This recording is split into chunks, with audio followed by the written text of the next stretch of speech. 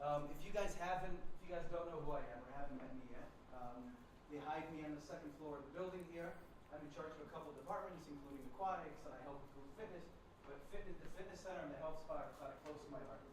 My dad owned the fitness center. It was actually Israel's first hardcore gym in the early 1980s. It was called Samson's Gym. So when I was a young little kid and running around in diapers, the fitness and all that it brings up, it's something that's close to my heart. Fitness is actually my first love. And if you love fitness, you realize that injury is short to follow. So this is our strategy session as a way to hopefully kick that injury to the curb and really kind of wise up. By a show of hands, is anybody here a New York sports fan, a Mets fan, a Knicks fan? Okay. So that's an emotional sports injury, and there is no there's no support for that. You have to suffer. There is no cure. No, there's no cure for emotional sports injuries. But when it comes to physical sports injuries, that relating to the body, those sometimes can be fixed and otherwise can be hopefully cured. And we've got two top-of-the-line speakers here with us today. The very first is Dr. Daniel Rusinowitz. His passion for sports medicine began in high school when he joined a local gym and noticed right away how much better his emotional and physical state became. From then, lots of research and dedication was spent learning about anatomy, physiology, and its application to sports performance and injury prevention. His approach over the years has become more holistic in nature, looking at the entire body as a system and not just individual joints and muscles. He holds an exercise science degree from Brooklyn College and a doctorate in physical therapy from SUNY Downstate Medical Center. He now serves a diverse client base in Brooklyn, Manhattan, Queens, and Long Island. So chances are, if you can get to his office, he covers the area. Pretty much. Yeah, very nice. Thank you very much. Without further ado, thank you. Rusinowitz. I want to ask you, is it possible maybe to shut these lights over here so that maybe they can see the screen a little bit? Thank you. Thank you, David. I wanted to say also thank you to SBH and the Center for making this event happen. I know there's a lot of work that went into it, so thank you guys for that. Hello? Like David mentioned, my name is Dr. Daniel Rusinowitz. I'm a physical therapist here in Brooklyn. Perfect. Is that good for everyone? Great. I'm a physical therapist here in Brooklyn. I started my practice New York Therapy and Wellness with my wife, Margot, who's in the crowd as well. And she's an occupational therapist, so we provide both services. Thank you.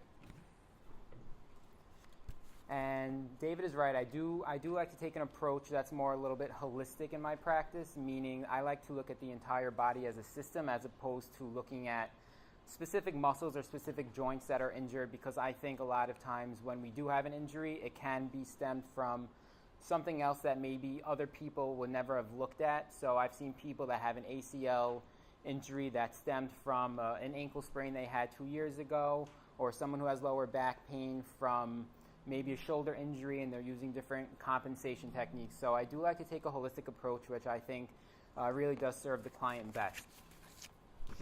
In my practice, I like to use a combination of manual therapy and functional strength training, which I see as the best results for my clients.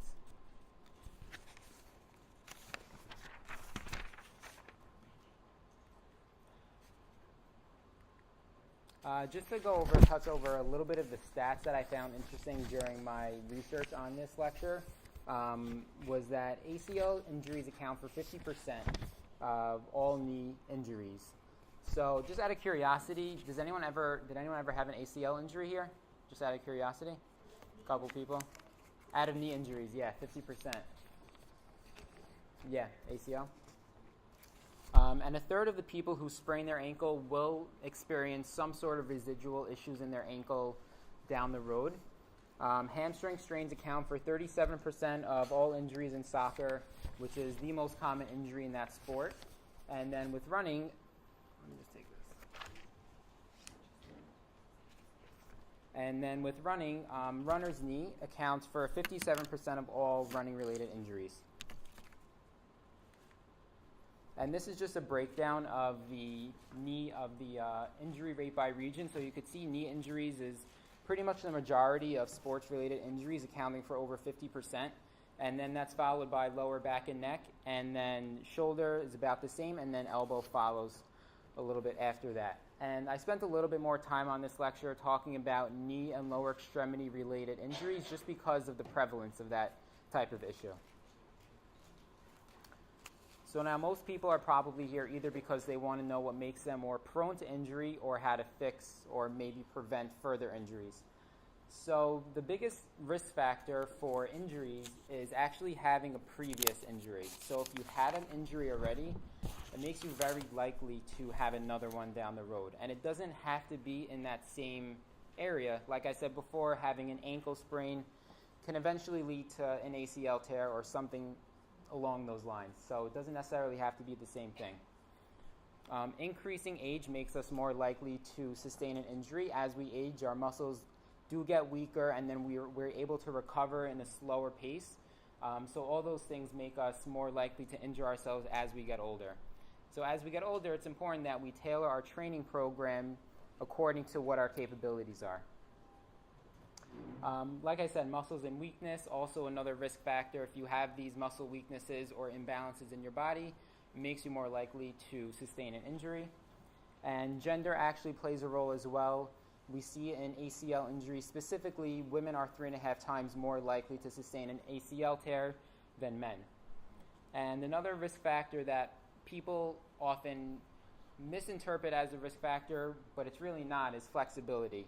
And flexibility doesn't determine your level of risk for an injury. It has nothing to do with it. Research has proven it many times. And, spending time stretching, and I'll get into it a little bit more, I think a lot of times people spend a lot of time stretching when they could probably be spending their time doing other things, and we'll get into that later on in the presentation.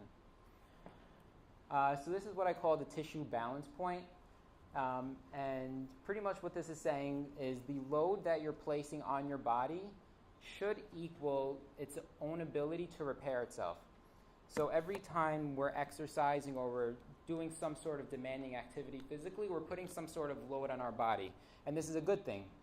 But when we put too much load on our body, more than our body is able to handle, that's when we could sustain an injury. And when that load is less than our body's ability to remodel itself or repair itself, then that can lead to muscle weakness. And that's just because you're not putting enough stress into your body that's going to create a positive effect. So when we're exercising, we have to make sure that we're loading ourselves and we're putting enough strain and stress or using enough weight or pushing ourselves enough to the point where we're creating a positive change. And if we don't, then that can lead to muscle weakness, and eventually we can have difficulties performing in our sport if that's the goal of yours. So this is just a little graph of what I was just talking about. So let me see, is that not so much. So the top here, the stimulus ceiling, this is our pretty much the maximum amount that our body's able to handle in terms of remodeling or repairing itself after exercise. And the bottom line is the insufficient stimulus. This is the minimum that we can do in order to promote or produce positive results within our body. So we always want to stay within this range. That's called the appropriate remodeling stage. And when we go above it, as we see in that first line, if we go above the stimulus ceiling, that's when we could sustain an injury, because we're putting our body in a position that we can't handle yet. So the typical course that we see is someone pushes themselves too much, results in injury. They're advised to rest, ice, stay off your feet, just take it easy for a little bit, and that brings them down below the insufficient stimulus because they're not doing anything, so they're not putting any load on their body. And what we see is that once these people start to feel better, they want to jump right back into their sport, and they go straight back through the stimulus ceiling again, and that's when we see a re-injury occur. So you just want to make sure that you're doing a slow progressive overload, meaning you want to make sure that you're progressing yourself slowly, pushing yourself to your maximum limit, but not really so much beyond that, because that's when we can sustain an injury. So playing within that range is very important to stay healthy.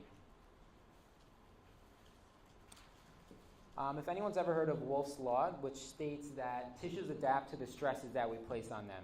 And that's a good stress, I'm saying. Load, stress. That's all very good things for our muscles, but we want to make sure, again, that we're doing it within a safe range. The less we use them, the less we use our muscles, the smaller and fewer collagen fibers in our muscle tissue is being produced. And that will result in decreased strength and decreased stiffness. Stiffness here is a good thing I'm talking about. And the more we use our muscles, the more collagen fibers we're going to get, the more strength and the more stiffness, as long as we're properly progressing ourselves. We see as we age, we have less and less collagen fibers that are found within the muscle tissue. They're less vascular, and we have less of those reparative cells that I was talking about when we exercise, and we have reparative cells that build and build. That's how our muscles get stronger. As we get older, we have less of those cells in our body, so we have to kind of take that into account when we're exercising at an older age. Ankle sprains. This is the most common sports injury pretty much in any sport that's involved with running, jumping, landing. So we have a couple of risk factors here I wanted to go over. Number one, poor balance and neuromuscular control. Number two is high BMI, body mass index, and then number three is decreased strength. And preventing is pretty much just improving those things, which is you want to work on your balance and your neuromuscular control. The neuromuscular control is pretty much your body's ability to sense where it is in space and control it in different scenarios. You want to work on strengthening, plyometrics, which is like explosive type of movements, a lot of jumping, and landing technique, and single leg balance is all very important. And I'm going to go over a couple of different exercises at the end for that. So you see the most common ligament that's sprained is this one in the red here. That's called the anterior talofibular ligament. This is someone who's rolling his ankle. This is pretty much how I would say 90% of ankle sprains occurs, when the foot rolls out like that, and then we tear those outside ligaments. And these are examples of just some different exercises that you can work on with ankle sprains and just rehabbing that back to normal. So first one you see is single leg balance. The next one is single leg strength. That's a single leg squat. Plyometric jumps, that's on the bottom. Box jumps, and then single leg split squats on the bottom. These are all really good exercises to do. ACL injuries, the next most common injury that we find in sports, especially in the lower extremity. Female more than male. Does anyone have any idea why it would happen more in females? Except for Millie? Yeah, so it has to do with increased Q angle, right? Right, so yeah, so it's the width of the female pelvis is wider, and that puts a greater angle at the knee, and it puts more torque on that joint. So women are more likely to sustain an ACL injury. And again, so another risk factor similar is poor neuromuscular control. Especially with ACL injuries, we see it a lot with landing. So when you're landing from a jump, that's when we see a lot of that, or even pivoting on your leg. That's when we see that ACL tear. And with the landing, it's something called Valgus Collapse, which this picture on the left here, you see it, the one on the left, that's how you should land. And the one right next to that, where you see those knees cave in a little bit, that's something very common that you'll see if you start to pay attention to it. And that type of landing technique can result in an ACL tear. So that's something to be wary of. And then the next one is a quad dominant deceleration. So that's when you're jumping and you land like this picture here on the left, where it's a little bit more forward knee position, and they're not using their glutes or their hips to kind of take some of the load. So this guy on the left here, he's putting all the stress in the knee, whereas this guy on the right here, he's evening out his center of gravity, and he's putting equal distribution between his knees and his hips, and there's just less pressure on that knee, less chance of tearing that ACL. The ACL is the primary stabilizer of the knee. However, we do rely on our muscles a lot in order to provide stability to the joint. So much so that if we didn't have our muscles and we only had our ACL and we jumped, we would tear that ACL when we landed immediately. But there are people who walk around without an ACL at all. Torn ACL, totally functioning, some even are playing sports. So it shows us that the muscle strength around the knee is the most important thing in preventing these types of injuries.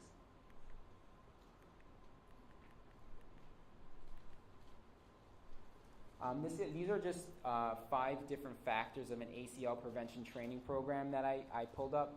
I looked at 3 different programs that were studied, and I took the most important aspects of each one, the ones that were shown to be most effective, and this is the list of them right here. So you want to make sure that you have an effective warm-up, and I'll get into what an effective warm-up is a little bit later. You're including a warm-up in agility training, strength training, plyometrics, and balance training, similar to the ankle sprain, but this is pretty much going to apply to all lower extremity injuries. You want to have each one of these 5 things as part of your training program. And what they found during these studies actually is that, if anything, the number one most important thing for these programs was the strength training portion of that, out of anything. So if you're going to do anything out of all these things, focus on strength training. These are just an example of some of so the top left, that's part of the warm-up, that's the hand walkout. The top middle is the straight leg, that's all part of the warm-up. And on the bottom is a little bit more of the strengthening portions of it.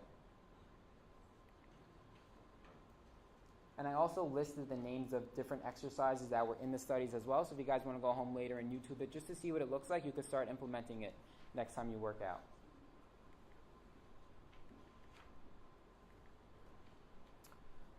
Another thing that's very common is a lot of people have tendonitis, or they think they have tendonitis. But what we find actually is that most people actually don't have tendonitis, because tendonitis, you need to have inflammation in the area. In the tendon area, there needs to be some sort of inflammation, which means that there needs to be something called substance P, which is I think it's like a hormone that is responsible for the start of the inflammatory process. But a lot of times when people think they have tendonitis, there actually is no inflammation. And a problem that can happen is someone thinks they have tendonitis, they'll get a steroid shot, but that can actually cause a rupture in the tendon if it's overused. So that's one of the side effects of the steroid. So especially if you don't have inflammation, there are other things that you can do. Tendinosis is similar to tendonitis, but there is no inflammation. So tendinosis is a chronic degeneration of the tendon. This happens over, it could be months or it could be years of just overuse of that tendon without letting it heal. There are reduced collagen fibers in the area. It's more common than tendonitis because, like I said, you don't really see inflammation as often as you would think with people that say they have tendonitis. With tendinosis, the most recommended thing to do is to do RICE in the beginning, which is rest, ice, compression, and elevation. That's what you want to do in the beginning, but then to rehab it, you want to do, again, strengthening. The strengthening promotes internal healing, and the type of strengthening that I'm talking about is eccentric strengthening. All right, does anyone know what eccentric strengthening is? So eccentric strengthening is pretty much putting load in the muscle and then lengthening it slowly. That's the eccentric. That's the opposite of concentric, where you're shortening the muscle.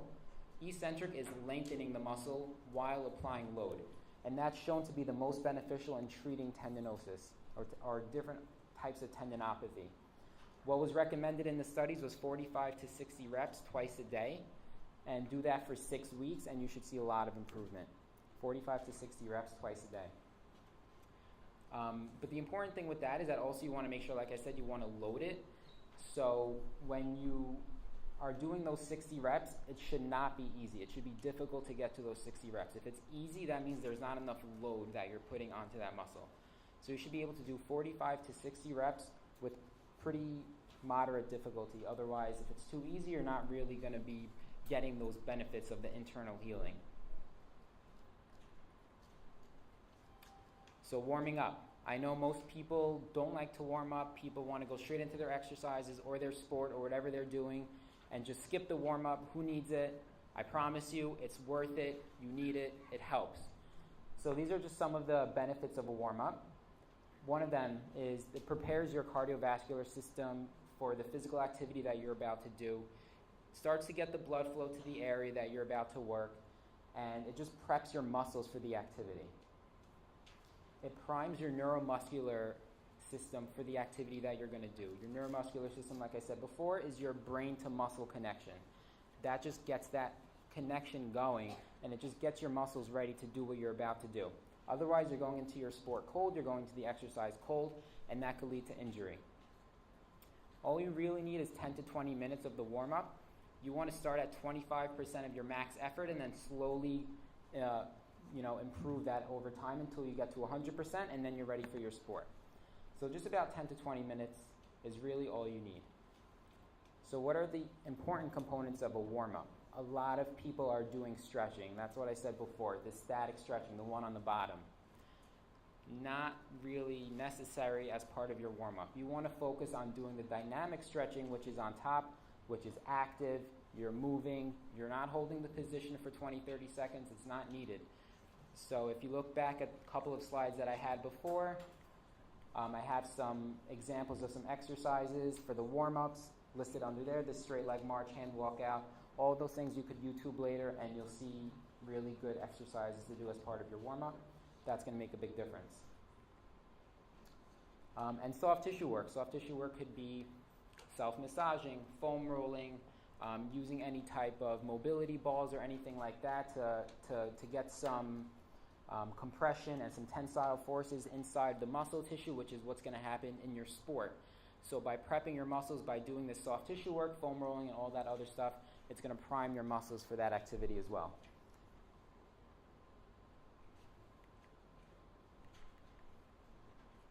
And these are just, I call these therapy toys because this is what I use in my office, but I like them a lot. Like I said, the foam roller and the massage roller stick, anything like that is going to help loosen up that myofascia around the joints. It's going to prep you for exercise. It's going to prep you for your sport. Cupping I find very helpful. Cupping, I don't know if anyone's ever had that done to them before, but it's it could be like a really intense massage where it applies negative pressure through suction to that area. It helps decompress that area. It helps promote blood flow and fluid drainage and all that good stuff. And that's going to be a great way that you can also prep your body for sport. And kinesiotaping I think is also great. I use kinesiotaping a lot in rehab. I use it a lot for performance, and it really helps a lot. It has different benefits. One of them that I find that's especially helpful for the sport is it provides proprioceptive input to your skin, to your muscles, to your joints, and that just helps with your performance overall. And it helps reduce delayed onset muscle soreness, which is that soreness that you get a day after a workout, 2 days after a workout, and it really helps bring that soreness down. And that could help you with your next workout or your next activity, whatever it is that you're doing. So in conclusion, I just wanted to touch on a couple of things that I want to get the point across about, which is number one, not all injuries are preventable. We could do as much as we can to try to prevent them. Sometimes it's inevitable, sometimes it's not. But the best thing to do is to try to reduce our modifiable risk factors. Those are the risk factors that we can control. Try to improve that. Give yourself the best chance of preventing that injury because, like I said, once you get that injury, you're more likely to sustain another one. So prevention is number one. Having a prior injury should be a wake-up call to start implementing some of these things that I spoke about. If you've had one before, if you had that nagging injury, start working on it from now because you don't want it to turn into something more. I've seen it happen, and it's just not something that you want to happen. So start implementing some of these strength training stuff, the neuromuscular, the balance exercises, the warm-up is really important. Start to include all these things in your program and see how it makes you feel. I think it's going to make you feel a lot better. Sometimes injuries do go away on their own, but a lot of times they don't. So just kind of letting it sit and hoping that it gets better. If it's not, should really be looked at by someone because a lot of times it gets worse. So if it's not getting better and it's not going away on its own after a couple of weeks, I would say it's definitely time to get it checked out. And then when in doubt, you could call a PT, you could call Mikey, and that is it. All right, thank you. Hi guys. So Dr. Mike Mizrahi, he's a doctor of osteopathic medicine, FAA PMR. He's got the alphabet behind him, so he knows what he's talking about. He's an interventional pain management, physical medicine, and rehabilitational physician, and an assistant professor in clinical rehabilitation medicine at Weill Cornell Medicine. He specializes in treating painful conditions of the spine and musculoskeletal system. He utilizes a multidisciplinary approach to treat pain by integrating physical therapy and interventional techniques. In other words, Dr. Mizrahi empowers his patients to achieve their maximum level of function and pain-free comfort. He has earned his degree from the New York College of Osteopathic Medicine and is a member of several organizations, such as the American Academy of Pain Medicine, American Osteopathic Association, and a long list of others. Without further ado, as I grab the lights, here is Dr. Mike Mizrahi. Thank you. Thank you. First, I also wanted to thank the center, SBH, MedStar. You guys do great work. I really appreciate the turnout, all you guys coming. And Dan, thank you for doing this with me. I really appreciate it. So just a quick little intro slide. You heard I'm an assistant professor at Weill Cornell Medicine. I'm also the director of interventional spine and musculoskeletal medicine at New York Presbyterian here in Brooklyn. I'm an adjunct assistant professor at Columbia University. And the World Academy of Pain Medicine Ultrasonography is a group of pain doctors from around the world that use ultrasound to help guide their interventions and treat patients. I've been serving as faculty full-time for about 4 years now. So as you'll see, ultrasound is a big part of my practice. We can skip this one. So my approach, basically, first thing, patient walks in the door, you want to take a comprehensive history and physical exam. Right, no matter what the patient thinks when they walk in, I have this, I have that. You got to stop, disconnect, listen to their story, give them the time, but you really want to put the work in yourself to make sure that you're getting the right diagnosis. I may order additional tests like x-rays, MRIs, EMGs and nerve conduction studies. I don't know if anyone has had them before. They're not fun. They're a little bit painful, but sometimes they can be very useful in giving us the information where along this track the problem is. Most of the time, almost all the time, I'll prescribe a diagnosis-specific physical therapy or occupational therapy program. So that's when I'll send you to friends like Dan. But the key there is a diagnosis-specific program. So a lot of doctors might just send you with a prescription that says low back pain. I try to not let that be me. I try to give the therapist a reason why they have the back pain, because there's a lot of different types of back pain, as we'll see. And I try to kind of use that approach for every patient and every diagnosis. I also prescribe different types of medications, including anti-inflammatory, steroids, nerve medications.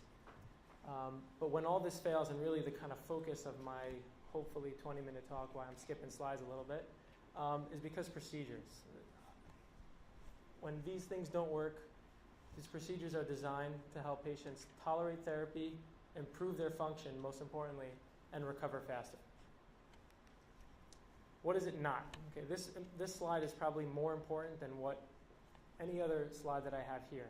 Okay, injections, they're not magic. Okay, it's not a cure. It does not fix the problem. For example, arthritis. If you have arthritis of the knee, I might do a cortisone shot for you or some other kind of injection. I'm not fixing your arthritis. Your arthritis is still there. Same thing with a herniated disc. If you have a herniated disc in your back and I decide to do an epidural injection for you, I'm not fixing that herniated disc. What I'm doing is I'm alleviating the pain so that you can work with your therapist and slowly over time get you back to what you want to do. It does not eliminate the need for therapy or living a healthy lifestyle. So basically what I tell my patients, if you don't put the work in, these injections aren't going to work the way they could have. And last, importantly, also, although it often might be, it's not always an alternative to surgery. Sometimes I see patients whose problem is too severe, and I refer them to a surgeon. Or if I think there's an injection that has a chance of working, we'll try it. Sometimes it works, sometimes it doesn't. Remember, it's not magic, and you guys got to put the work in too. So the structure for the talk, I tried to kind of go by body region. We'll touch on a few of these different diagnoses as we go. I'll try to point out different sports or activities that might lead to some of these problems. And like we said before, we'll take all the questions at the end. I'm happy to stay as long as we need. So the first one is shoulder impingement or bursitis. Anyone ever told they had this before? Someone back there? Okay. Okay. So what's a bursa, right? I'd like to tell patients, think of it as a water balloon. It's a water balloon that sits between muscles, tendons, bones, and it allows us to move. Basically, these structures glide over one another. Without these bursa, these tendons will tear away, with a short amount of time and activity. So for an example, to bring our arm overhead, we need our humerus and our scapula, so the main bone in our arm, and our shoulder blade to move together. And they need to move together in the exact ratio that they should. Otherwise, they'll start to develop shoulder pain and a bursitis. What leads to this bursitis also is a muscular imbalance. So if the muscles aren't firing at the right time, even though they may both be working, this can also be a setup for this problem. Improper form or overuse. Think of sports like baseball, volleyball, any kind of overhead activities, tennis. These types of things can set patients up for this type of problem, especially if they don't have the right form. So here's an example of someone with bursitis that I'm doing an ultrasound-guided injection. So before ultrasound was kind of popular, doctors would just kind of feel around and put a needle in and think that they're in where they need to be. Kind of my pride with all this and what I bring to the table is using ultrasound, both to see the structures that I'm interested in and to follow my needle into where I want it to go. So you can see here a picture on the left-hand side. Humerus is that main bone in the arm. Okay, ACR stands for acromion. That's another piece of the bone of the shoulder blade. That orange thing is part of our rotator cuff, and those little white arrows on the left-hand side are pointing to this tiny little potential space, which is that bursa, between our rotator cuff muscle and our deltoid. Okay, so you can imagine trying to get a needle in there without actually seeing is probably kind of hard. Where you see there on the right-hand side, coming from the left-hand side of the right picture, you see a white line with a white arrowhead is pointing to the tip of that needle. And that little black potential space is actually thickened. Right? So that means that there's air or fluid. In this case, it's fluid. That serves as my target for the injection, and that's my needle kind of going in. When I inject the medication, I can actually follow it into that space, and you'll see that space actually widen. So it's a safer way to do the injection, and I'm also positive that I'm not inside the tendon, which Dan kind of alluded to before can result in tears, and that the medication is going where I want it to go. So just a quick kind of review of the rotator cuff. 4 different colors, one for each of the muscles. The main one, most of the time, that people develop issues with is that supraspinatus. It's the one in the red on top. Okay, and again, these are the muscles, the rotator cuff muscles are put under stress in overhead throwing sports like baseball, like volleyball, serving and tennis, things like that. Anything with a lot of overhead movement, a lot of throwing, put yourself at risk for rotator cuff problems. Elbow tendinopathy. I know a few people in the audience that have had this too. What is a tendinopathy? So Dan kind of alluded to tendonitis. That's kind of what people know it as. But when they looked at tendons under the microscope, they didn't find any inflammatory cells. What they did find is problems with the tendon to show that it's degenerating over time. So small tears in the tendon, signs that your body is trying to heal itself by having more blood vessels in the area than usual. So specifically, these are a little bit more common, I'd say, in the elbow area, or I kind of decided to focus on them here. You can have those tendinopathy that are related to the wrist flexors, or the muscles in the front of your forearm, so that kind of help you do this. That's known as golfer's elbow. Or you can have tendonitis on the outside of your elbow for the extensors, which is a group of muscles that help you do this, kind of cock your wrist backward, and that's known as tennis elbow. You can get either one with either sport. You can get either one with no sports, just kind of gripping, a screwdriver or heavy lifting, just slowly over time. Sometimes patients get it and they have no idea why. But these are just kind of terminology that's used all the time, so I figured I'd include it. So the treatment for tendinopathy, right, we used to think of doing cortisone injections into the tendon, but over time, like we said a few times before, this will kind of lead to tears. So it's really kind of not in your best interest to do that anymore. What we do now is PRP. I'm sure a lot of you have kind of heard about PRP. That's the thing that a lot of athletes are going overseas to go and do. But essentially, this is a very simple cartoon of how it's done. If someone's coming in for that procedure, we'll spend some time, draw their blood. We put that blood in a centrifuge. We spin that centrifuge. It's a machine that kind of goes around really, really fast and separates out the red blood cells, which we don't want, from the platelets, which have a lot of healing factors in them. That's what we do want. Then using ultrasound, I'll find the tendon, find the actual tears in the tendon, and guide my needle into those tears and inject this PRP.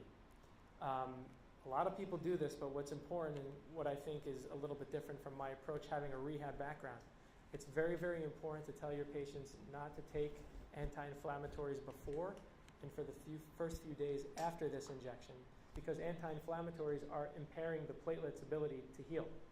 So that's one thing that's really important. Another thing that's important is I often immobilize my patients. So I'll put them in a certain brace to make sure that they're not using those muscles and stressing those tendons for the first few days, maybe a couple of weeks after the procedure, to again give this procedure its best chance of working. So here's an example of a PRP injection, or just a technique on how to do the injection. This is specifically in the inner part of the elbow. On the left-hand side, medial epicondyle, that's just a bony protuberance on the inner part of the elbow. That orange is the common flexor tendon, right? So it's a group of muscles that come together on that bone that are responsible for you being able to flex your wrist. That green thing at the bottom is actually Tommy John's, right? The thing when athletes kind of tear it, it's called Tommy John surgery. It's the ulnar collateral ligament. Just not really for this point, but because it's so bright, I figured I'd let you know what it was.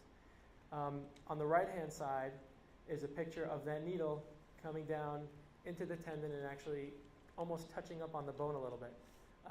This procedure is a little bit painful, or a lot of it depending on who you ask. I often ice patients and I give them painkillers for a couple of days afterwards to help them tolerate a little bit better. But it usually lasts about 2-3 days. After that, they feel as though they did right before the injection. Okay, back to the main shoulder joint. It's the glenohumeral joint. A few things that can happen there. Maybe not as much in athletes is the arthritis, but certainly involved in, again, all overhead activities is a labral tear. So the glenohumeral joint is a ball and socket type of joint, a round humeral head. And you can't really make it out much there, but on the right-hand side picture, that blue thing is the labrum. And you can see there's a little bit of a tear in there. What the labrum is actually a piece of cartilage that extends off of the glenoid, which is that bony piece of the shoulder. And what it does is it actually creates a deeper place for the ball of that humerus to articulate with the shoulder. So it gives it a little bit more stability.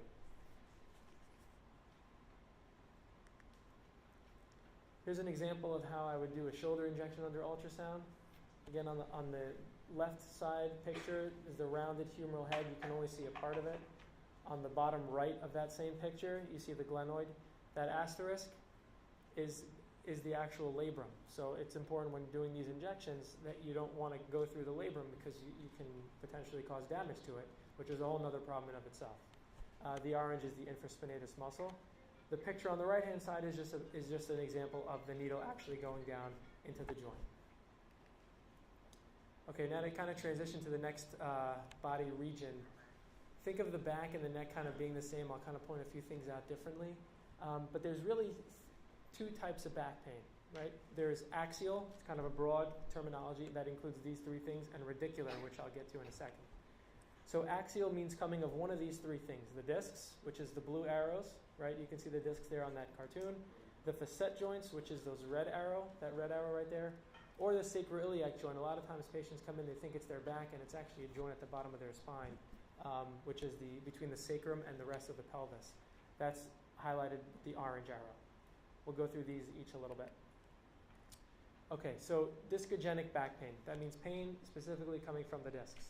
Focus for a little bit on the right-hand side. Okay, the point of these series of pictures is think of your discs in your back like a jelly donut. I'm sure a lot of you have heard this before. The outer part is really tough and rigid, gives it the stability, but the part on the inside, the jelly, is filled with a lot of water, and it gives it that a little bit of flexibility. Sometimes you can develop tears in the outer part of the disc, and that fluid on the inside actually can herniate outward. So all the way on the left-hand side, sorry the picture is so small, but that little black arrow is pointing to a disc space between the L5 and S1 vertebra. And you can tell because of that space is really, really narrow that something is probably wrong with the disc. But the important thing to understand is I can't see anything about the disc other than what I just said on an x-ray. I really need an MRI. The middle picture is a sagittal MRI, so basically an MRI looking at someone from the side, okay? The left-hand side of the picture is their front. The right-hand side of the picture is their back. Now, if you look, there's one disc there that's really, really dark, where all the other ones have a nice white oval in the middle. That shows me that that disc has problems with it.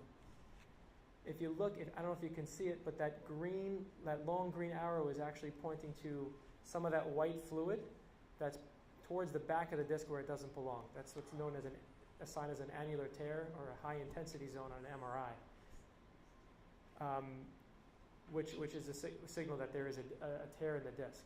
Now, just because you have a tear in the disc doesn't mean it's causing sciatica. That is more of the radicular type of pain, which I'll get to in a second. The bottom line with these, we used to do injections into the disc. We used to do procedures where we'd heat the disc up, try to destroy the nerves to kind of help with that pain. It's really not worth the risk. The results haven't really been that good because anytime you're putting in a needle, especially into a disc, the risk of infection is a little bit higher than we'd like. So it's really not recommended that we do that anymore. We largely prescribe medications for this to help patients get through their painful episode. Time is really, really important for this particular diagnosis, and working with physical therapy. The facet joint, think of it as like a arthritic joint like you would have knee arthritis. These are little joints, one on each side of your back, going all the way up from your neck all the way down to the bottom of your back. And I circled there on the right-hand side what one facet joint looks like. The right side, that x-ray picture, is a picture of a needle actually guiding with x-ray into that joint.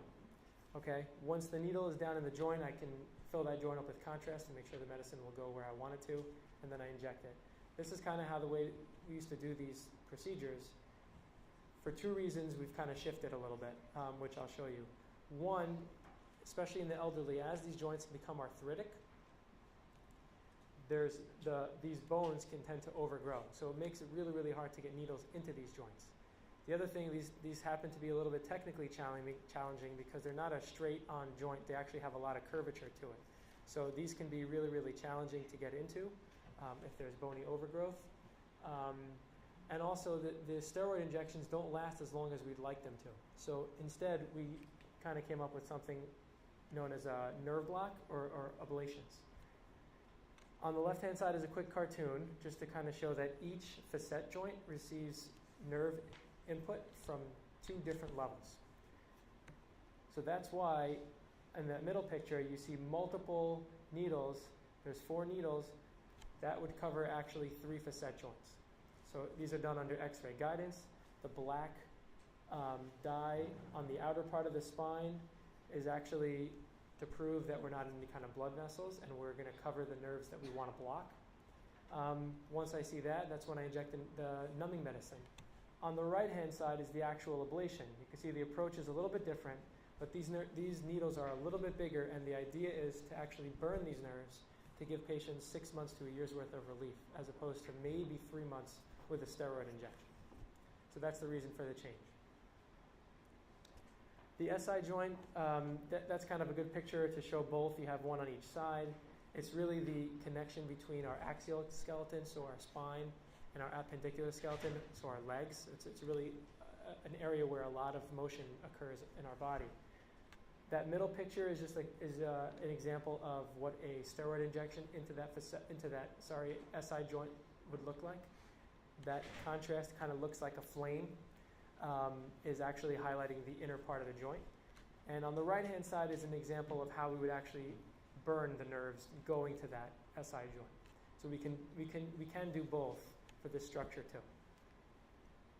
Okay, now kind of transitioning over to radicular pain or spinal stenosis. I'm sure a lot of people have heard what that is. Radic actually means root in Latin. So if you can remember that, it kind of gives you an idea of what that pain would be like. So the cartoon image on the left-hand side, you see some of that jelly from the donut is actually sticking out, and it's pressing on the nerve that's exiting the spine. Someone with a herniated disc that looks like that will have pain down the leg, especially down below the knee. Okay? And it's usually one-sided. On the right-hand side, you see kind of a whole bunch of stuff, and I'll try to explain it quickly. So you see here, no, You can see the herniated disc in that center right here. Right? You can see the herniated disc here. It doesn't look like it's really pressing on one nerve in particular. It's just kind of compressing the whole thing. You also see these big clunky facet joints here that are arthritic, that are overgrowing into the spinal canal where all the nerves are sitting. That's basically here and here. Then you see this big pink thing. What that pink thing is the ligamentum flavum. So basically the ligaments in our spine, as we get older, that tends to buckle, they tend to thicken. And that can also cause narrowing. So you can see there's three different things generally that can cause narrowing of that spinal canal. That'll generally cause pain into people's calves. They'll tell you that when they walk, they feel like their calves are cramping. If they're bent forward, they feel like they can walk a little longer because what they're doing over like a shopping cart, what they're doing is they're actually opening up that space. Okay, so they're kind of one and the same, but they're also a little bit different, and the injection approach for each is also different. So for radicular pain, remember one-sided. This is a type of an epidural steroid injection. It's called the transforaminal injection. The biggest thing to know with this type of injection is we're coming in from the side, right? So we're coming in from the side because we want to get that one nerve that's being affected, one or two nerves on that side that are being affected. Whereas for spinal stenosis, the approach that we use is either an interlaminar injection, which is basically here. You can see that we're going between the two, but it's right down the middle. Here is a picture after we inject the dye to make sure that we're in where we want to be and not anywhere dangerous.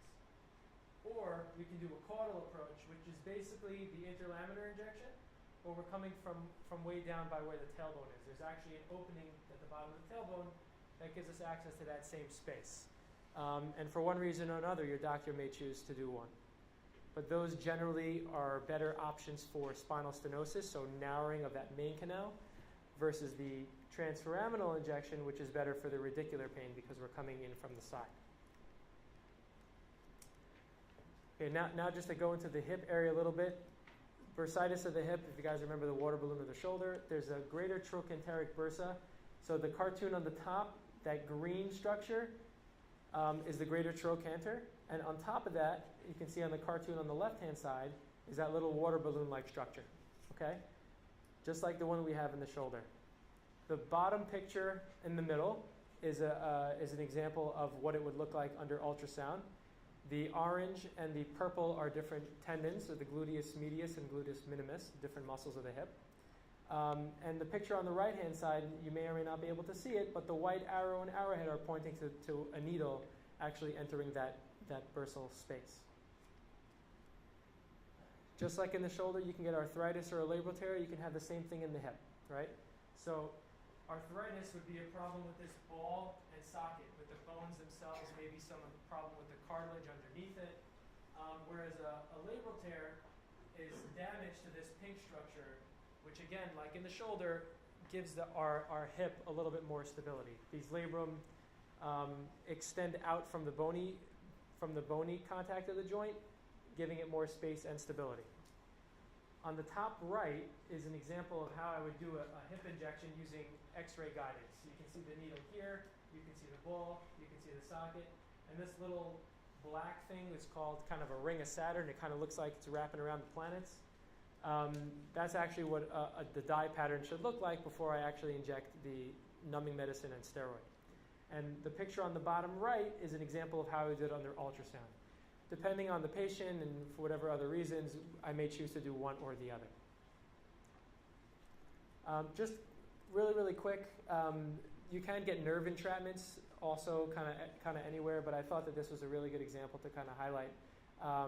This kind of happens in patients who either lost a lot of weight quickly or gained a lot of weight quickly, wear tight belts, tight clothing, construction workers. I saw it in a police officer one time who always wears his gun on that same side, and it causes a lot of burning nerve-type pain in the thigh.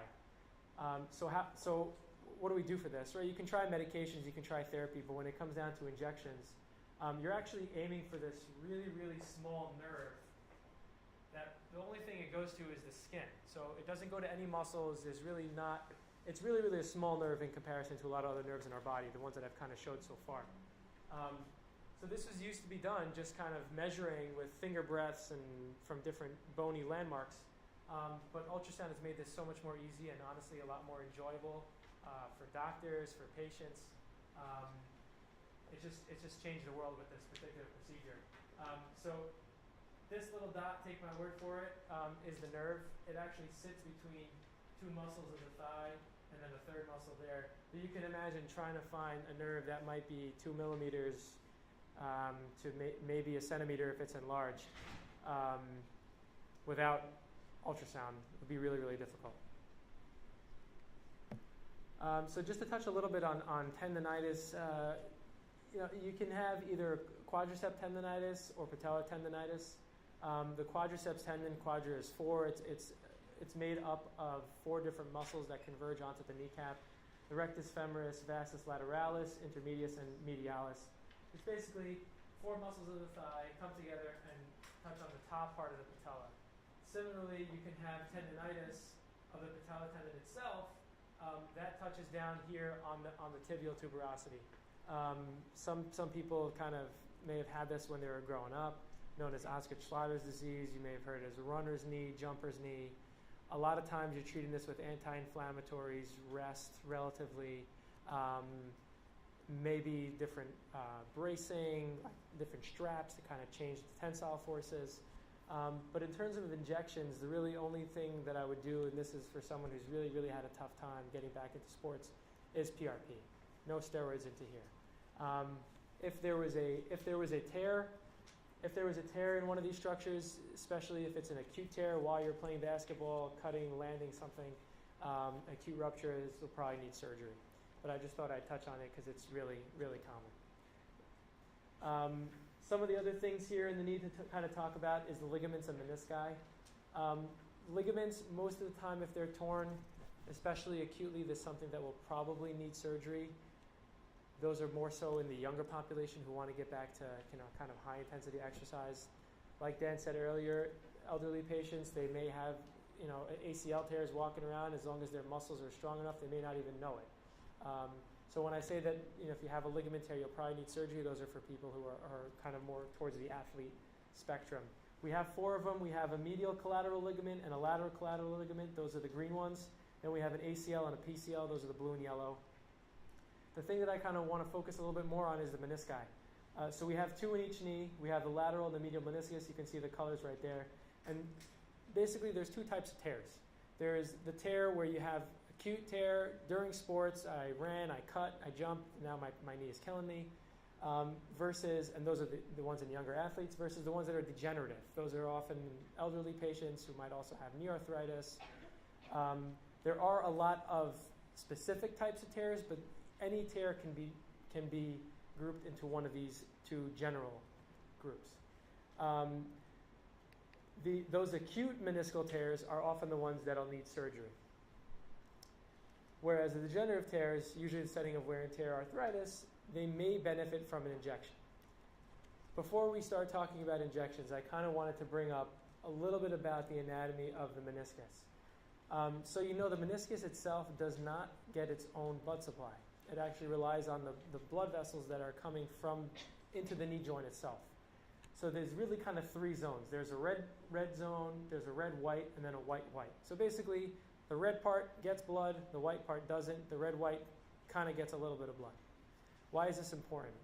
I mentioned before that, if there's an elderly patient and you want to try injections, it may or may not work. Most of the time, it helps for a little bit. If you're a younger patient and you're thinking about surgery, where that tear is going to tell us a lot as to what type of surgery you're a candidate for. So a lot of patients, they see athletes that are going for the meniscal repair. The repairs need to have a good blood supply or else they won't heal. Okay? Oftentimes, for people that have buckling, locking, you might say, why even bother with an injection, right? I want to fix the problem. Your injection, like you just told me before, it's not going to fix my problem. Why should I bother with an injection? I want to fix the problem. And the reason why is because the resection, meniscal resection, is where we actually shave, well, not we, I'm not a surgeon, but doctors actually shave away some of that meniscus. What that does is it sets you up for arthritis, probably at an earlier age than you otherwise would have. Because what the meniscus does is it's actually cushioning our knee, right? So every time we run, every time we jump, those meniscus are taking some of that force. So if we're cutting away some of it, what's left to take over the force? If the muscles are not as strong as they should be also, it's the bones of the knee. So I would recommend at least trying an injection if you're a candidate before moving on to other things. This is just a quick example of knee arthritis. It's very, very common, so I just put a little cartoon and an x-ray. You can see here, articular cartilage is just cartilage that covers the bone. You can see down here that the joint has a lot of space, whereas this picture on the right-hand side, there's a lot of bone spurs, so bones that they overgrow because of all the force that they have to take. There's loss of the cartilage, and there's really no joint space left to speak of over there. Same thing here on the x-ray. Blue looks nice and normal. Red, you can see especially on the inner part of the knee, there's no joint space at all. So patients that have knees that look like this, although I might say I might try an injection, they're probably not going to do as well for someone whose joint space is a little bit better preserved. But still, the alternative to that is surgery. So it still may be worth trying if you're a candidate. Different types of injections. So this is just the kind of cartoon pictures of all the different products out there. Before jumping to any one of these, I would try just a regular cortisone shot with ultrasound. See if that helps. If it helps, great. If it doesn't, then I'd kind of move on to one of these products. Synvisc, Flexa, Orthovisc, there's tons more. But basically what this is, it's a synthetic version of the gel that we normally have in our joints. It's mimicked to copy the joint fluid that we have normally. Over time, some of that joint fluid might dissipate. Some of the chemicals in there aren't of the normal constituency because of the arthritis, because of the inflammation. So what this does is actually try to restore that. And then for probably people that have, I would say, moderate degree of arthritis or problems, there's always that option of PRP. So how are these done? The top two pictures are an example of ultrasound. The orange is the actual quad tendon, right? Patella is our kneecap. Femur is the main bone in our knee. These two things are fat pads that everyone has normally, but that asterisk is actually pointing to the suprapatellar recess, which is basically just a fancy word for a space that actually connects with our knee joint itself. This is that same knee where the ultrasound is just turned 90 degrees, because this is how I actually approach it with the injection. So I use this view to actually find the depth that I need to be at, and then I use this view to actually guide my needle in. Down here, I just included it as an example because you can see that big black space in between. Why I kind of try to sell the ultrasound piece of it. If I'm doing an injection and I'm just feeling around without the ultrasound, I can't see that you have a ton of fluid in there. And if you do have fluid in there, it's probably better, even in and of itself, without any of the medication, to just pull that fluid out. A lot of times patients that can't get steroids, or for whatever reason insurance doesn't approve the actual gel, every so often I'll just pull the fluid out and they'll feel a lot better than they did beforehand. And this picture is actually just an example of my needle going into that space where that injection is done. To touch a little bit on the ankle sprains, again, there's not much that I can do in terms of injections. Luckily, Dan spent a little bit of time on that. But how do people sprain their ankles? Most of the time, they're jumping. They land down on someone else's foot. It's known as an inversion injury. So you can see that picture there of Russell Westbrook. You see his left ankle. He's coming down on someone else's foot. And what that does is that puts a lot of stress on the outer ligaments of the knee. Sorry if anyone's getting queasy out there. But basically, the first ligament to go, grade 1, is the ATFL, anterior talofibular ligament. The second one is the CFL. The third one is posterior talofibular ligament. So that's how we go from grade 1 to 2 to 3, kind of along the way. When patients kind of come in initially with this injury, after hopefully they've been doing RICE at home, rest, ice, compression, elevation, anti-inflammatories, all that, often I'll use an ultrasound to actually take a look at this ligament. That's what this picture is here. So LM is the lateral malleolus. It's basically the bottommost portion of our fibula. And the talus is actually one of the first bones in our foot. And that ATFL is the talofibular ligament, right? So talus, and it's coming off of the fibula. So it's connecting those two. These open arrowheads is pointing to that tendon. So if there's a tear, micro tear, or a huge rupture, fluid in the ankle joint itself, which is actually a little bit further down here, I can see that with an ultrasound instead of necessarily having to wait for an MRI. Most of the time I'll get an MRI anyway because it's somewhat limited ultrasound, but at least I can send a patient home with somewhat of an idea of what I think is going on. A little bit more information is usually helpful. Quickly, two other things, again, because it's really common. We're kind of way over time anyway. I wanted to save some time for questions. On the left-hand side is a picture of plantar fasciitis. This is a cartoon. Usually those first few steps in the morning are really, really painful. We can talk about therapy and things like that, but ultrasound is also helpful in diagnosing that. I can measure side to side. It's also useful in guiding PRP injections into the actual plantar fascia. You also don't want to put steroid in there because if that ruptures, if you put steroid into this really, really big fat pad, right? It's normal. Patients always like, oh, I have a lot of fat in my foot. You want that fat because that's what you're using to walk. Without that fat, it'll be really, really painful even to just take steps normally. So that's another reason why you don't want to put steroid into there without an ultrasound. Because if my needle is in the fat pad and I'm putting steroid in there, that'll lead to fat pad atrophy. So the cushion that you have normally will kind of disappear. So it's a bad idea to kind of inject steroid anywhere in and around there, especially if you're not using ultrasound. Picture on the right-hand side, just to kind of let you know what the Achilles tendon is. Again, it's a tendon, so if we're talking injections, the best thing to do is probably PRP if all the exercises and things like that don't work. But what the Achilles tendon is, you have two main muscles in the back of your calf. You have the gastroc, two heads of the gastroc, and then you have the soleus, which is a muscle deep to that. Those two muscles converge together to form one Achilles tendon that inserts on the back of your heel. Okay? This is a picture of the ultrasound. Again, it kind of all looks the same, but take my word for it. Down here is bone. I know it's bone because I can't see through it. That's the back of the heel.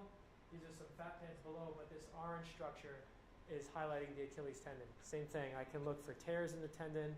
I can measure side to side. I can see if there's more blood vessels kind of forming in one versus the other to kind of tell me that there's something going on. But ultimately, if I'm worried about a tear, I'll probably get an MRI anyway. These are the two offices that I work at.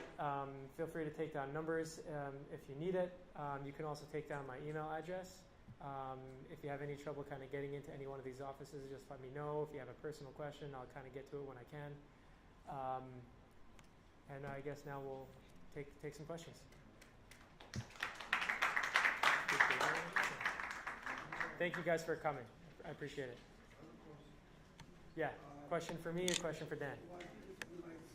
All right, we'll take turns. Nerve damage, herniated disc, spinal stenosis.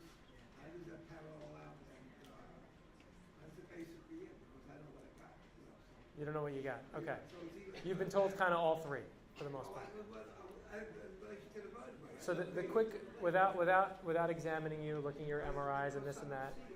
Okay, you're welcome to. Oh, repeat the question.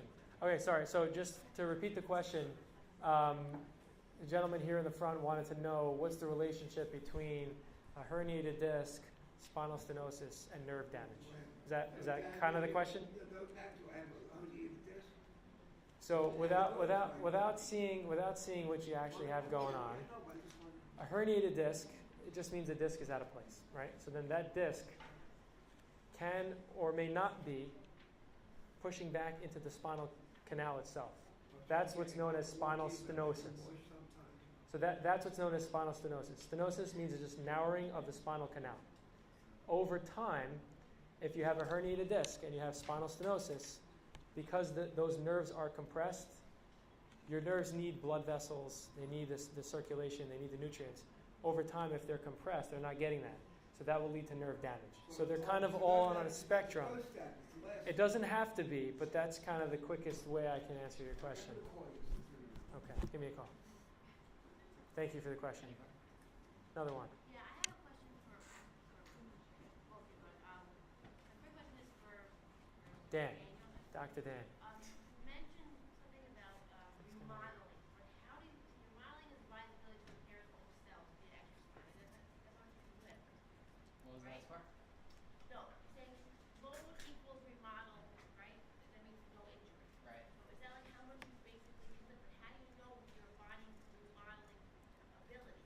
You're not really going to know. You kind of just have to test it and see how you feel. If you work out and the next day you can't move because you're so sore, you probably did a little bit too much. But if you do that too consecutively, then you might end up leading with an injury. But It's just like how much you think you can lift, and it could be lift, it could be play sports, it could be any sort of physical activity. there's no But exact way to know how much. there's no specific measurement. Yeah, there's no specific measurement. It's like a test and retest type of thing. Do you have another one? One for Dr. Mizrahi. You mentioned okay. a lot about arthritis. Yeah, arthritis. Are you saying that is it possible that you can play sports or opposed to arthritis, or something genetic thing? Both. Yeah, absolutely. Form is important. Giving yourself time to heal from injuries is important. A lot of times patients ask me, "Oh, so if you do a knee injection for me and my knee feels better, and then I'm going out and I'm walking or exercising, does that mean that I'm going to get arthritis faster, or the arthritis is going to get worse faster?" Studies don't really show that. In my mind, yeah, playing basketball or running outside might make you get arthritis earlier, but at least you're happier. Earlier, or you're predisposed to your genes, right? Both. Give you arthritis. No, both. It could be both. Yeah, both.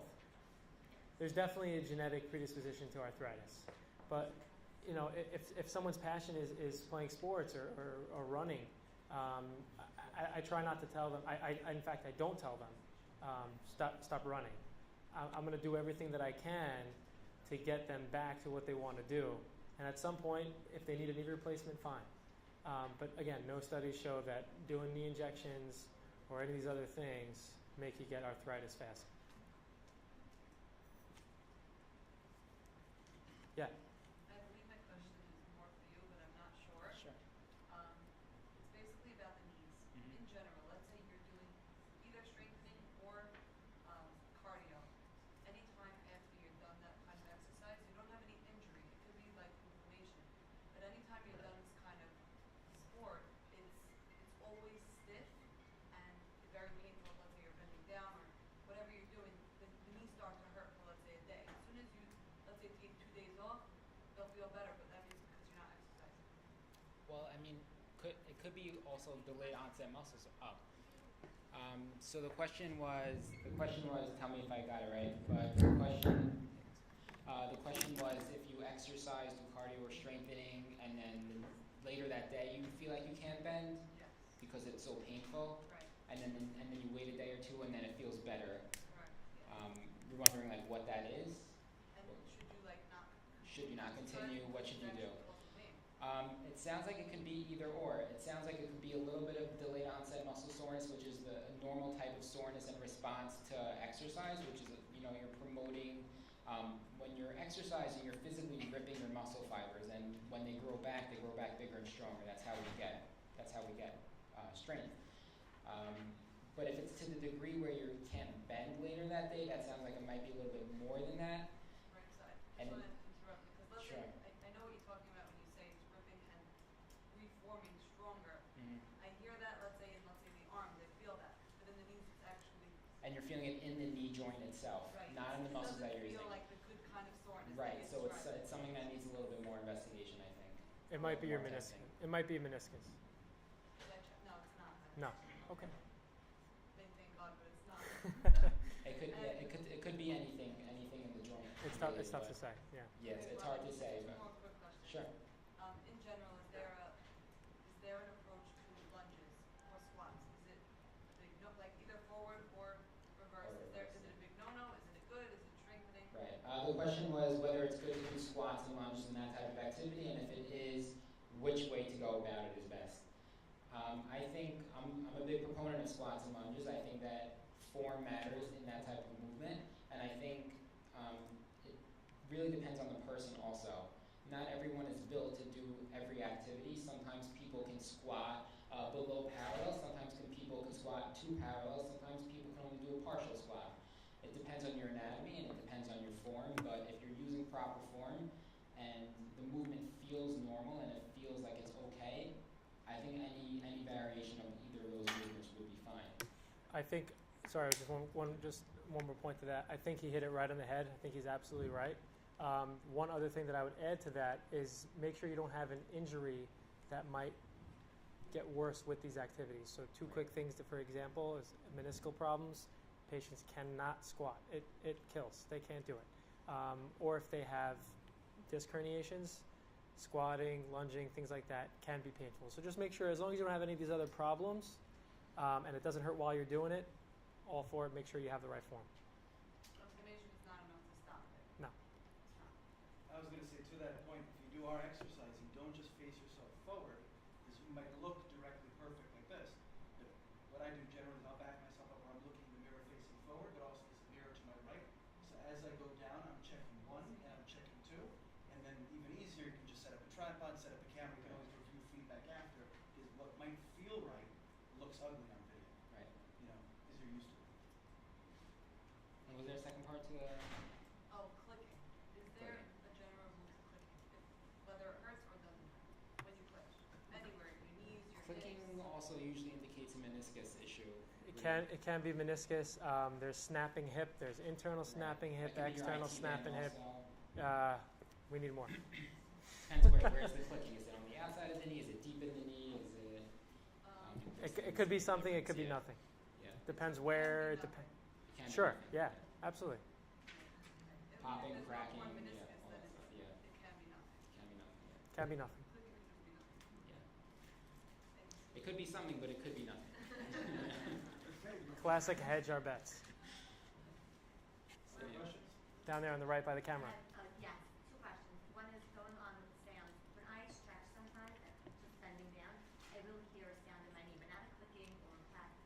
Just sound, like the crunching sound. Crunching. Is that normal? Not really.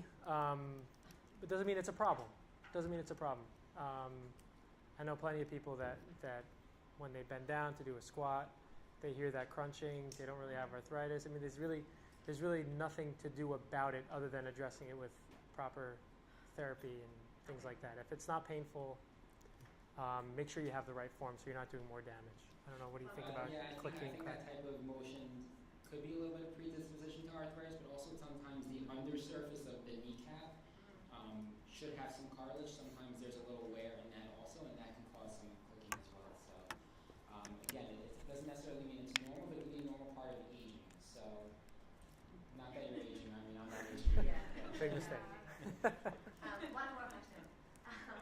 You mentioned the meniscus earlier tonight with the pressure and running on it. What could you do to avoid or to help alleviate it so it doesn't become an issue earlier on? So a couple things. One, making sure you always have the right footwear. 2, maybe instead of running outdoors, running on a treadmill or running on softer surfaces. Form is important. If it hurts too much, if you already had meniscal problems and you want to do some sort of a cardio, switching over to something like an elliptical is probably better.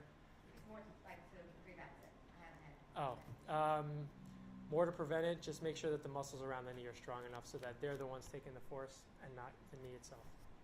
So what other activities would complement running then to help that? Lifting, so like the leg presses, Squatting, squats, things like lunges, that. Single leg strengthening type of stuff. Got someone in the back. Who's next? You decide. How would someone know if they had arthritis? I mean, is it X-ray. Oh, that's it? That's right, yeah. How would someone know if they had arthritis? We have an idea by talking to you. Probably need an X-ray to know. What do you mean? Like What would bring you to get an X-ray? Pain that doesn't subside, or pain with certain activities, certain movements that it's not really changing regardless of what you do. You're stretching, you're doing foam rolling, you're exercising, it's still there.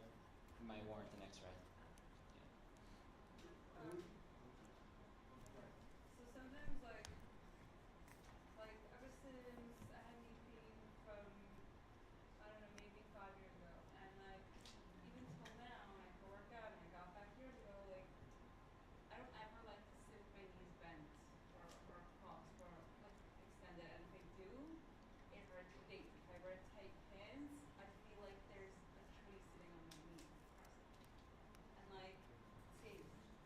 patellofemoral. Could be. So what he mentioned earlier is there's usually like cartilage on the undersurface of the patella. Sometimes when part of the thigh is tight, other part of the thigh is a little weak. What it's doing is it's actually drawing that patella outward, not in between the femur where it should glide as you extend and flex your knee. So it's kind of scraping the undersurface of that. It can be painful. Again, the main thing with that is medications and therapy. I generally don't do injections for that, to be honest with you. It's not.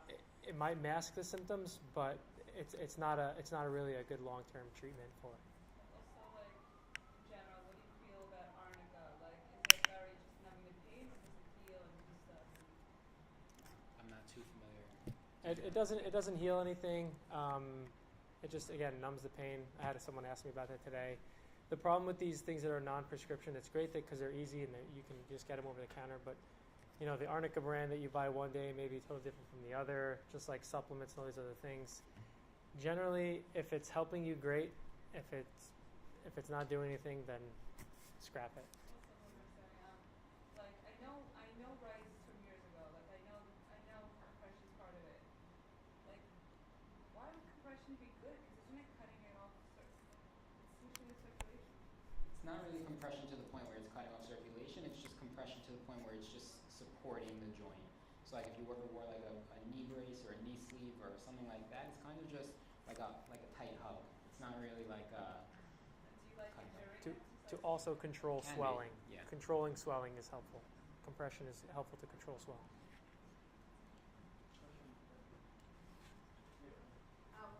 Is there an exercise that I'm talking about mostly women, that we should avoid in order to like prevent injuries, like something that's, you know, like I'm talking mainly for the knees.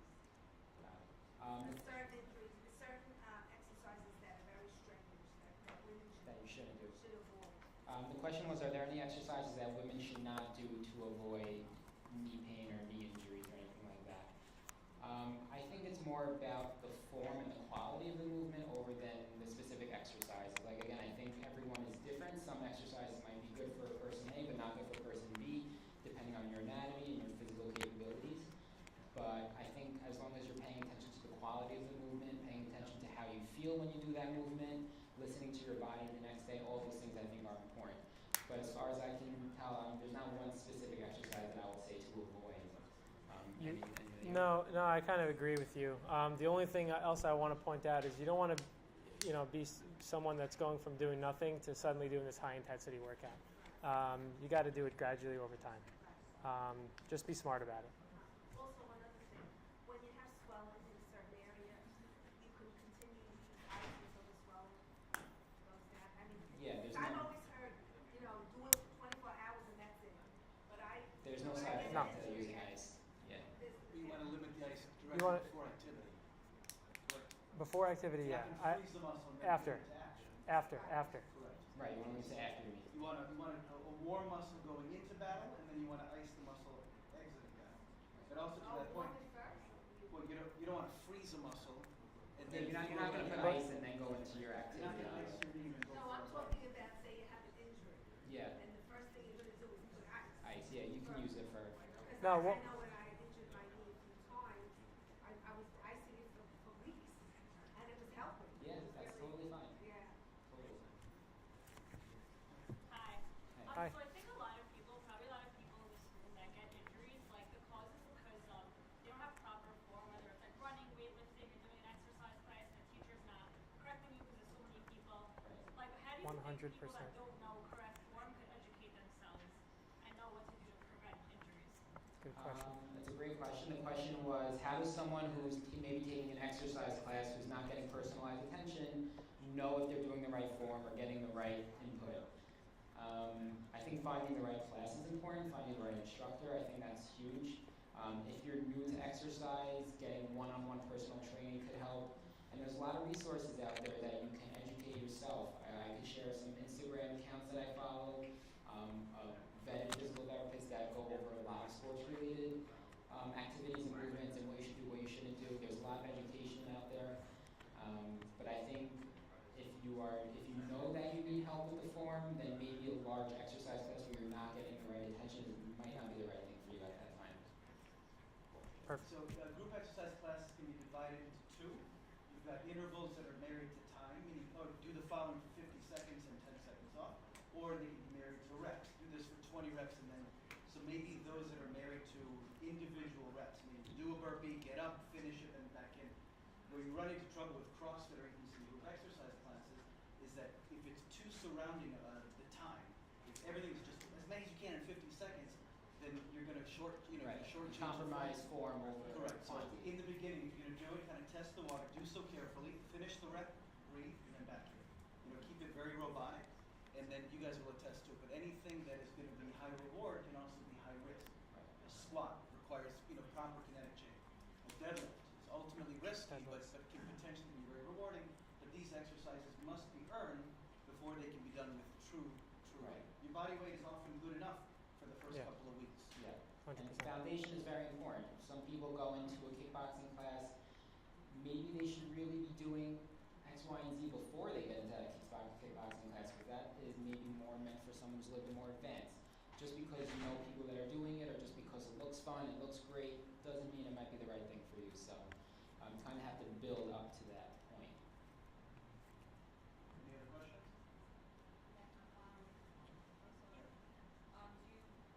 Do you recommend a trampoline because it's worse or better? More effective, like on the knees, on the discs, on.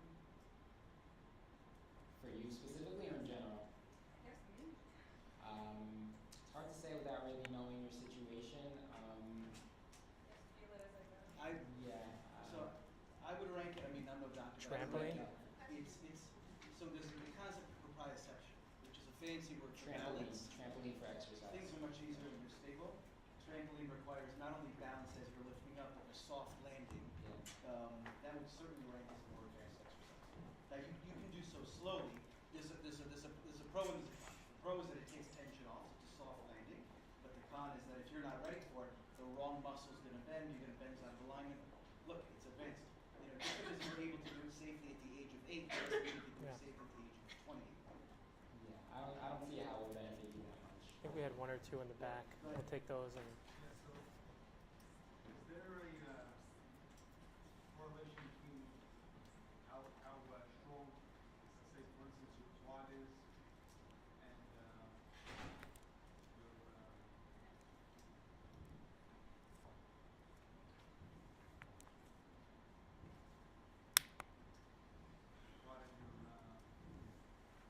Correlation. so let's say for instance if you have one Hamstring? part of the muscle, one part of your leg is stronger than another part, the other part of your leg, that pulls at the knee at a different. Is there inherent danger there? saying Just like having it, speak to the danger of talking about like asymmetric hamstring versus quad or Got it. something. So it sounds like the question was, is there a correlation between having a stronger quad? Yes, so for instance, Compared to Compared to say something. hamstring. You're using your quads much more than you're using your in the capacity of Okay. cycling? So your hamstrings may not be as strong. Got it. So it's your quad versus hamstring, asymmetrical, muscle imbalance type of thing. Do you want to take one? During the activity of cycling? Not really. Yeah, I think I mean you. Oh, I generally. don't know. Yeah, I think that could make you more prone to injury for sure. Depending on the Oh, sport, you might, definitely will make you more prone to injury. You need both, and you can't just rely on your quads for the activity. You need your hamstrings just as much. In a situation like you're talking about, that's more likely someone who's going to get a hamstring strain. That type of imbalance. So. That wouldn't have an effect on the knee as well? Well, it can. Yeah, I mean, it could affect your running mechanics. It could affect your squat. It could affect anything that you're doing in the sport. So that can translate to pain in the knee, for sure. Something to watch for. You have doctors put you on a bicycle as maybe step one of the rehab program, but the inherent problem there is that if you have a weakness in your left leg and your right leg pedals at 100%, essentially the strong leg might visually be taking the weak leg for a ride. So it looks like both are pumping 50-50, Right. but if there is a weakness in one leg, there's an imbalance there. So pay attention mentally that 50-50 is the delegation of power and not just what your body thinks is proper. Other questions? Yeah. Let's just assume I got a ankle or someone got an ankle injury at a basketball game